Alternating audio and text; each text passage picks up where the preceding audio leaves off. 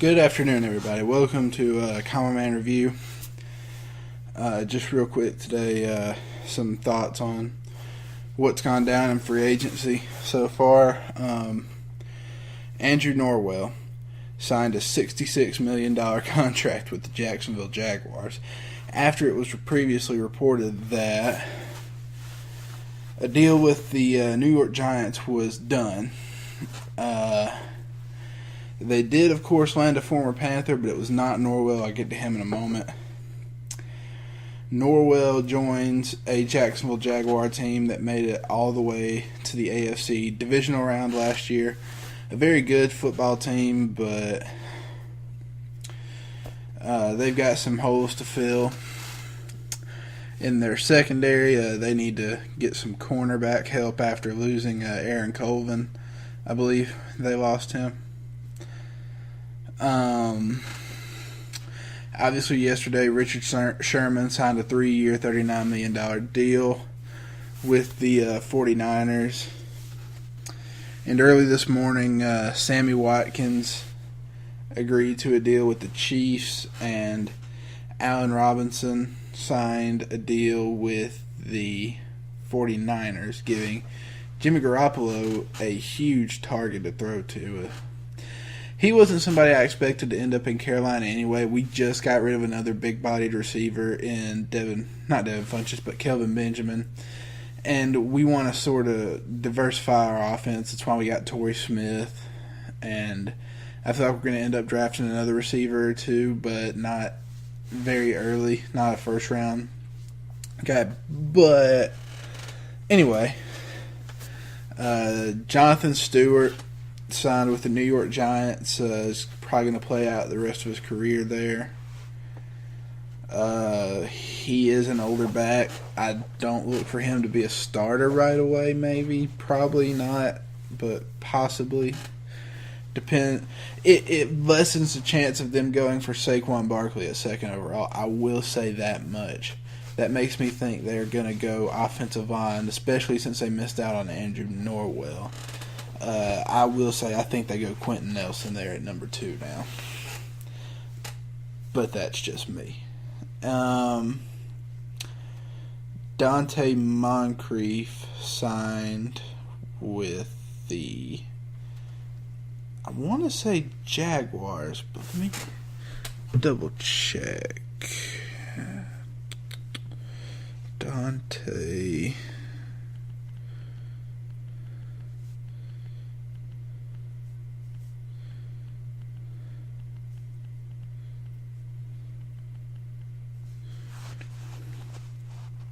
Yep, he did sign with the Jaguars. So they replaced Allen Robinson with Dante Moncrief, who could potentially be an upgrade if he lives up to his potential there. And the Panthers actually did make a move today.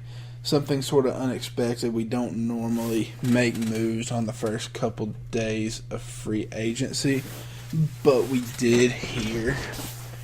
And I don't know how I feel about it yet. I'm kind of in wait-and-see mode with the Panthers. We've got a lot of, we have a lot of potential in our team that can be very, very, very good if they play like they're supposed to. And this guy's no exception. We signed BRESHAUD BREELAND. He's a 4-year corner from the Washington Redskins who was drafted in the 4th round. He had a little trouble when he was paired up with Des Bryant. It's a well-known factor. But other than that, I mean, he's an above-average starting corner in the NFL. He was 5th in the league with 29 broken-up passes. He's a pretty good tackler. He could potentially take over our number 1 spot, depending on how he plays. I still look for that role to be filled by Bradbury. But the two guys are going to compete. This also means that most likely, more than anything, we're probably going to be looking for a safety in the first 2 rounds of the draft to come in and start day 1. They're going to have to. We've got Mike Adams who's going to be back, but he's going to be 37, 38 years old going into the season. It's not a good look. I'd like to see Derwin James there at 24. I don't think he will be, but there are plenty of guys. Reed is another guy I like. If we had to go there, we could go Armani Watts in the 3rd round. He's a decent safety. He could possibly step in and start day one. Breeland certainly helps any safeties. But, Torrey Smith took away our potential for a first-round receiver. BRESHAUD BREELAND takes away a first-round cornerback pick. I don't think we'll go defensive tackle. We did lose star Lotulelei to the Buffalo Bills, the Buffalo Panthers. McDermott up there building his defense from Carolina, one free agent at a time. Next thing you know, he's going to be asking about trades for Shaq and Kuechly and Davis and all those guys. But, in a serious note, Lotulelei, he was a pretty good run defender. He ate up a lot of blocks. Vernon Butler's going to have to step up and step into that second defensive tackle role beside K'Wan Short, or it's going to put us in the market for another defensive tackle.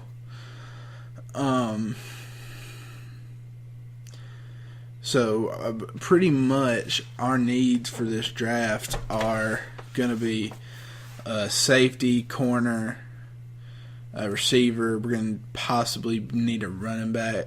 I think they like Cameron Artis-Payne, but he is 28 years old.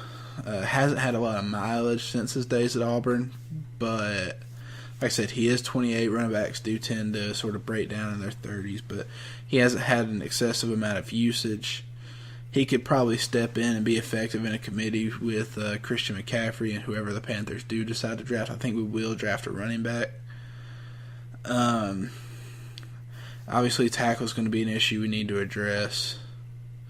A commenter and I had a discussion earlier in the week about Matt Khalil. I don't think anybody's going to make a trade for him. Off the top of my head, I can't think of.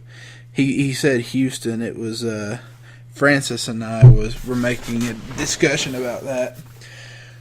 Matt Khalil is just not enough bang for anybody's buck, really. We're not going to find a suitor that we can send a draft pick to and say, hey, you guys want to just eat this cap, and we don't have the draft picks to send that over anyway. But we've already converted some of his contract into bonuses to lessen his hit to sort of help us out. And, so it's the first day of free agency. Our moves are going to come later on in free agency towards the end.